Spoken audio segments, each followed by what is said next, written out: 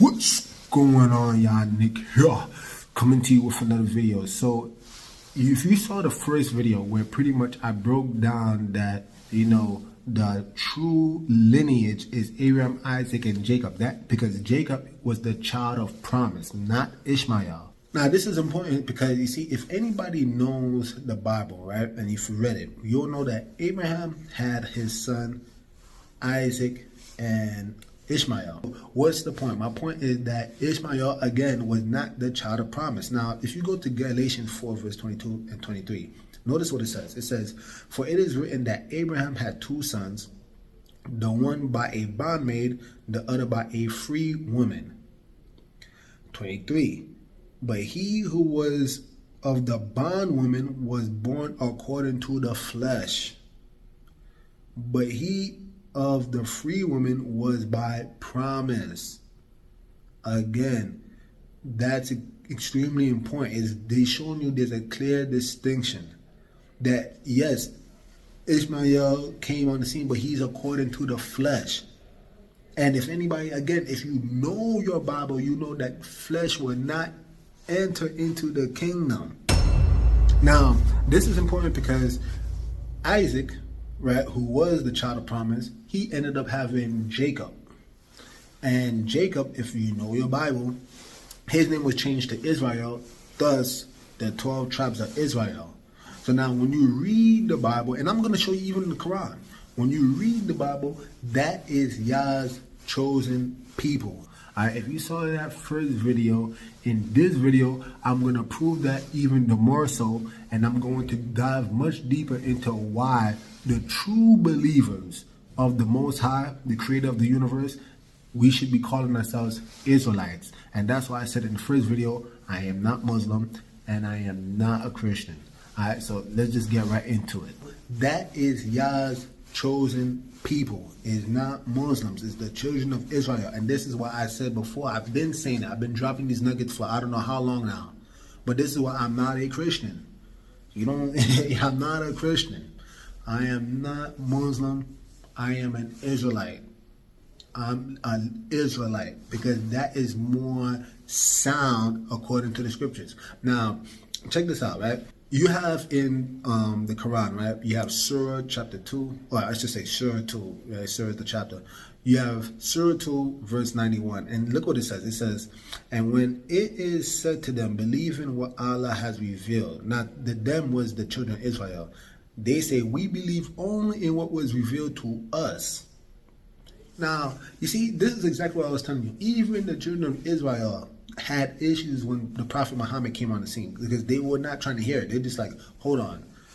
Who is this guy trying to tell us how to serve the Creator? No. We're going to believe what is revealed unto us, the children of Israel, because that's how it's always functioned. I remember I was talking about patterns.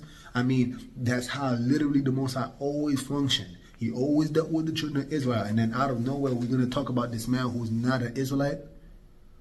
And he's not from the lineage of Jacob. Remember I said that too. He's not from the lineage of Jacob. So is that even possible that this prophet is going to come and he's not an Israelite? Okay. So, and they, the Israelites, right, they disbelieve in what came after it, while it is truth confirming which is with them. Say, then why did you kill the prophets of Allah before, if you are indeed believers? So in other words, now this is how the Quran chooses to attack Israel, right?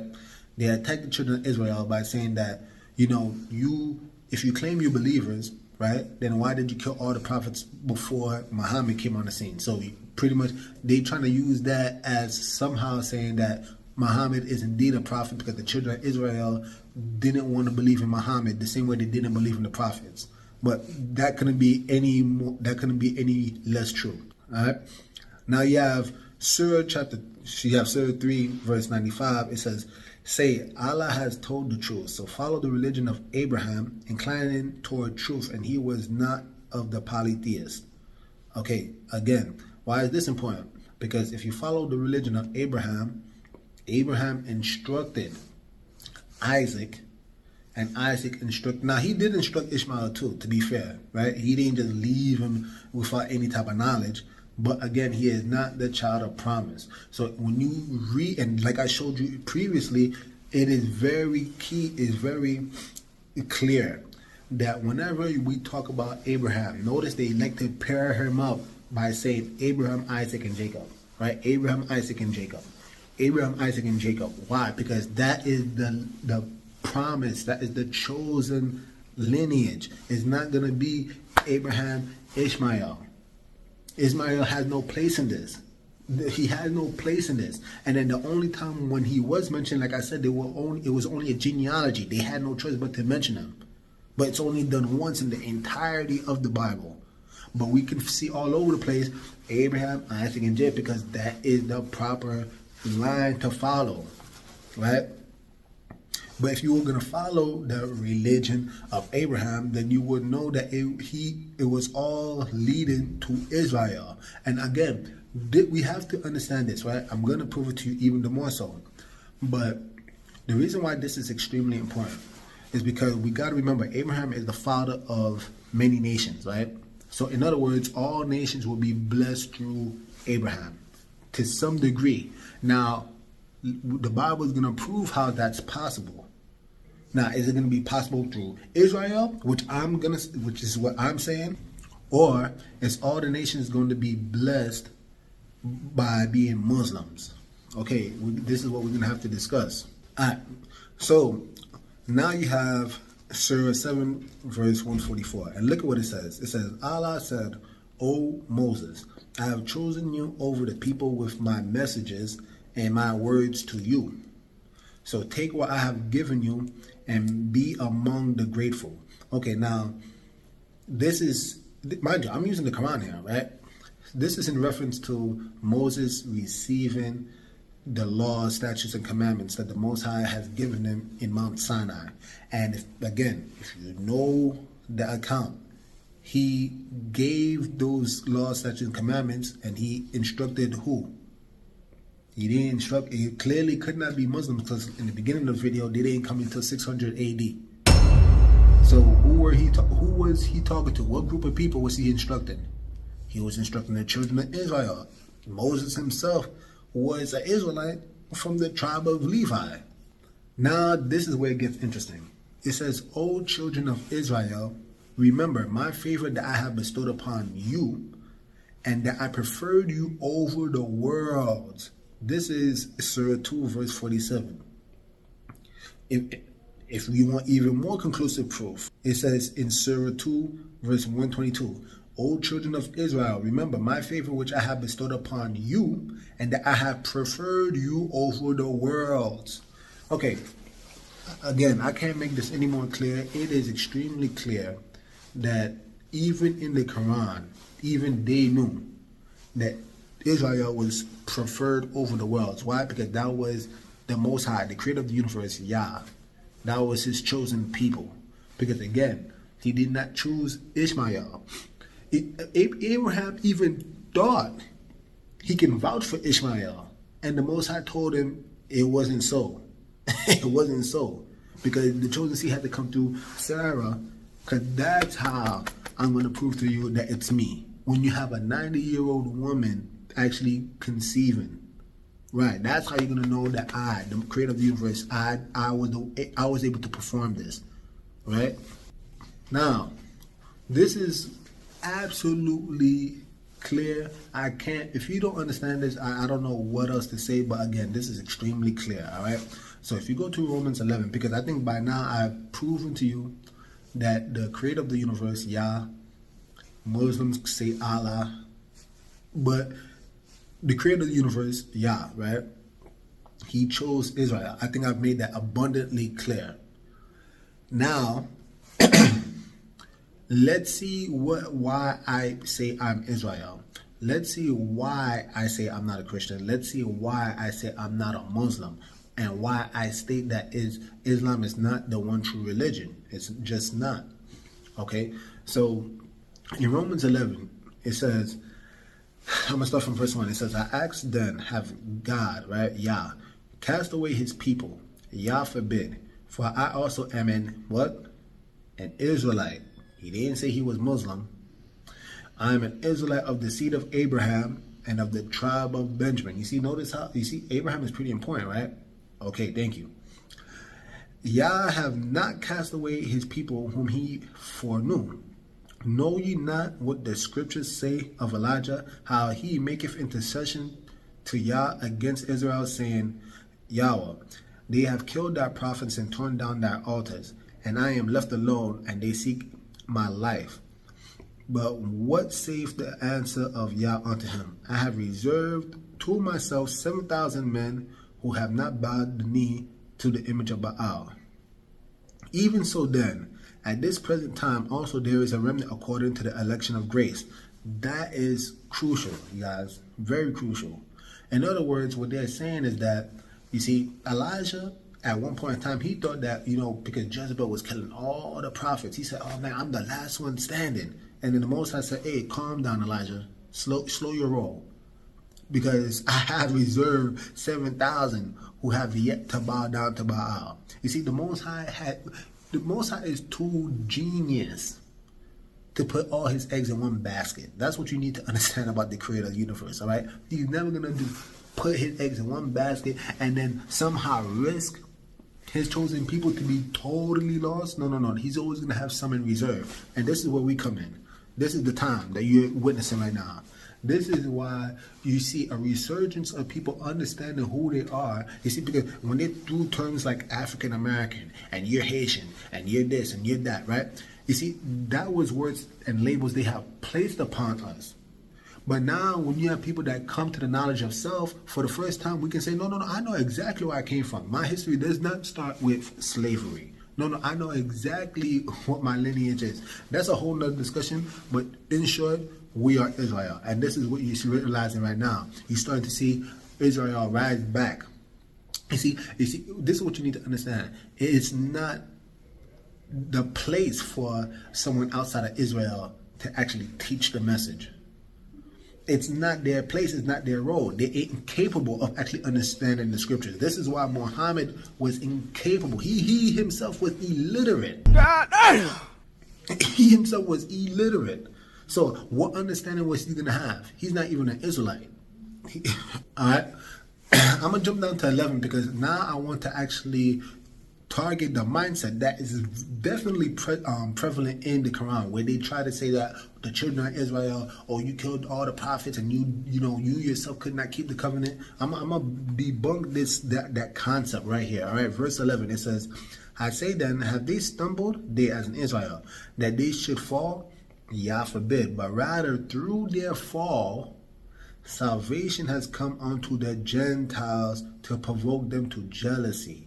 You see, again, it was ordained for Israel to fall. It was already preordained for Israel to fall away and not keep the commandments and somehow lose themselves. It was already prophesied of. But it's not so that they can fall forever, because again, there is always a remnant. The Most High always leaves a remnant. So now, let's keep going, right?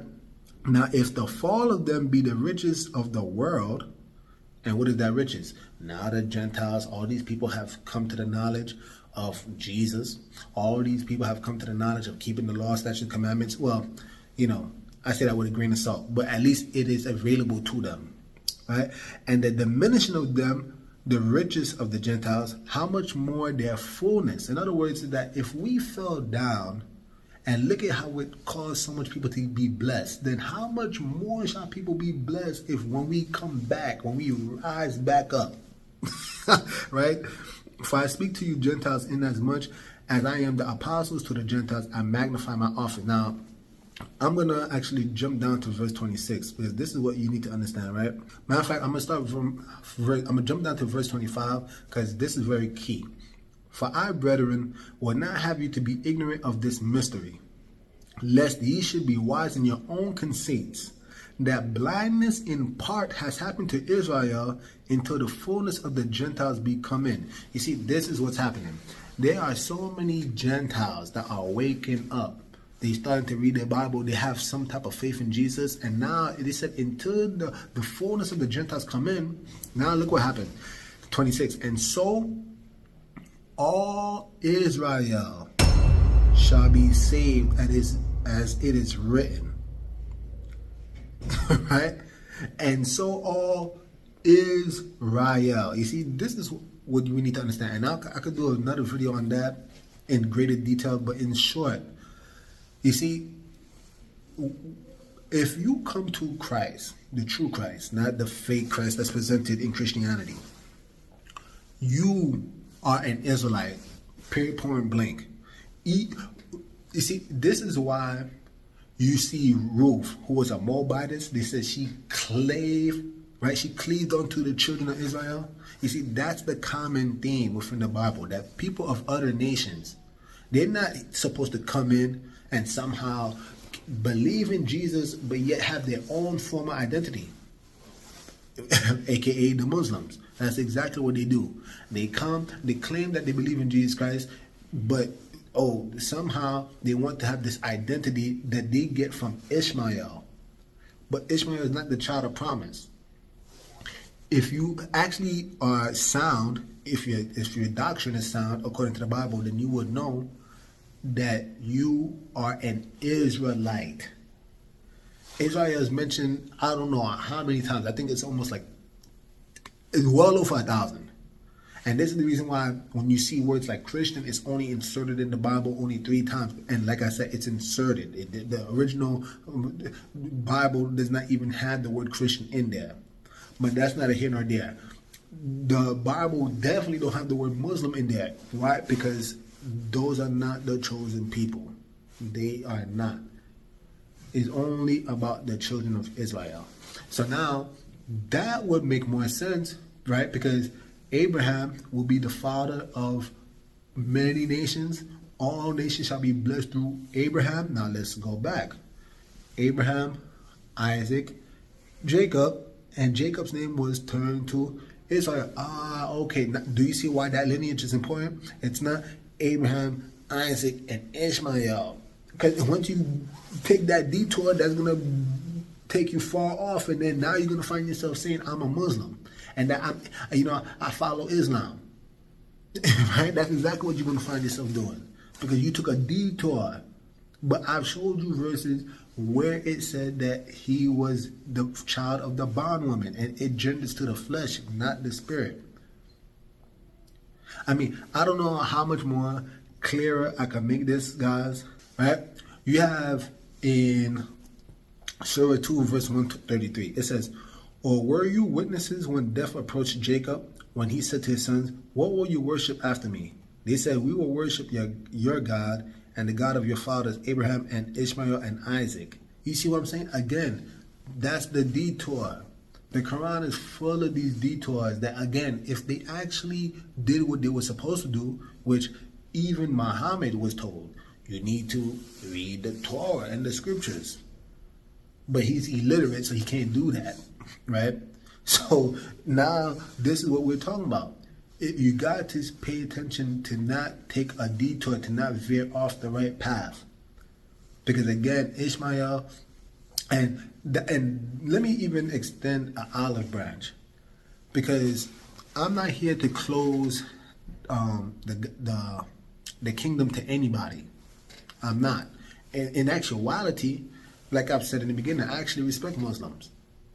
They at least they actually eating, according to the law. They eating clean. At least their women are holy. I have nothing against Muslims. And you might watch this video and you might jump to that conclusion, but I have nothing against Muslims. In fact, I will even venture to say that if you have the ears to hear and the eyes to see, then you will know that, okay, look, all I'm asking you is rather than you labeling yourself a Muslim, no. How about you actually be more scripturally sound and say you're an Israelite?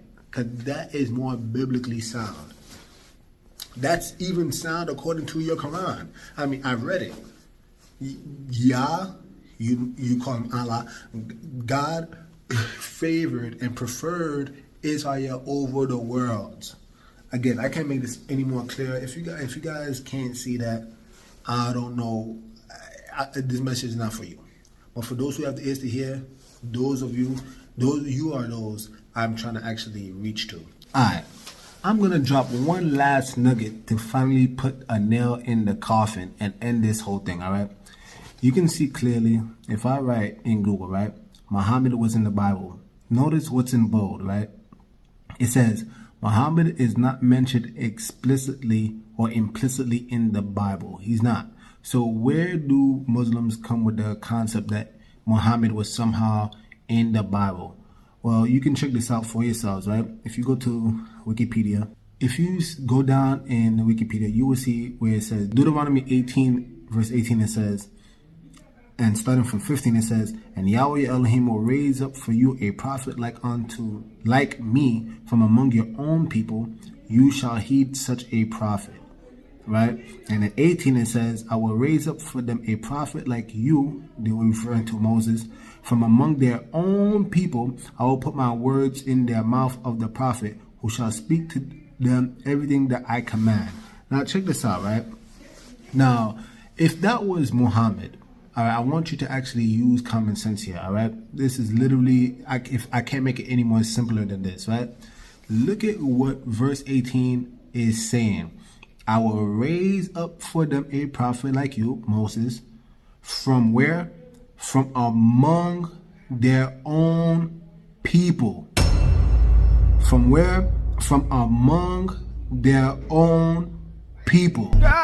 From where? From among their own people. You guys, I can't make this any more clear. Moses was what? I said it earlier in the video. Moses was a Levite, right? Which was one of the tribes of Israel. So if there's going to be a prophet, and this is something that you need to understand, right? Biblically, if there's ever going to be a prophet, that prophet will be raised from among their own people. You see, the Most High does not deal with other nations. He does not. And when people from other nations come in, as I've said earlier in the video, right, like in the case of Ruth, they too will be considered Israel. This is what I've read in Romans 11, and all Israel shall be saved. You cannot come into this, me for example, naturally, my background is Haitian. I cannot have this identity as a proud Haitian. And no. I have to throw away all of that carnality out there, and now I'm an Israelite. If you're American, I'm a proud American. No. Once you accept Jesus, you are a Israelite. Period, point blank. You have to throw away all this carnality stuff. So these people holding on to Ishmael so hard. I'm a Muslim. You guys, that's not how the Bible speaks. All right, I can't make this any more clear. If there's going to be a prophet, that prophet needs to come from among their own people. And the people that Moses was dealing with was none other than Israel. That's case closed. Anyway, if you guys like this video, please like, subscribe, comment down below. I would love to dive into it. This video itself was extremely long, right? So if you guys would like to know more about who the real chosen people of the Creator is, Israel, put it down in the comment section down below. I would love to delve even deeper into that topic. And there's a lot more even in the Quran itself, but that will be for another time. Anyway, with that being said, Nick over and out. The message sent. Jesus is King, y'all.